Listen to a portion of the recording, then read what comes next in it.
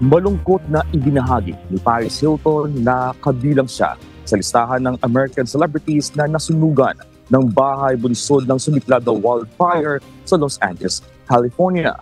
Ayon sa Hotel Heiress, labis na panlulumo ang kanyang nararamdaman nang live na mapanood sa telebisyon na nilamon ng wildfire ang kanilang seafront house sa Malibu.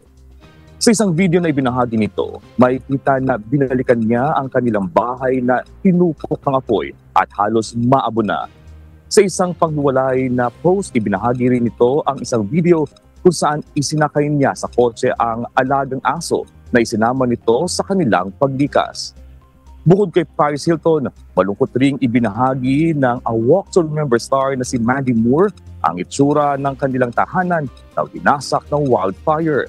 Sa mga larawan na ibinahagi ng American singer sa kanyang Instagram account, makikita ang kalunos-lunos na sinapit ng kanilang bahay. Kasama rin sa mga nabiktima ng wildfire ang kanilang kamag-anak. Gayunman nangako ang mga ito na muling babangon mula sa epekto ng trahedya.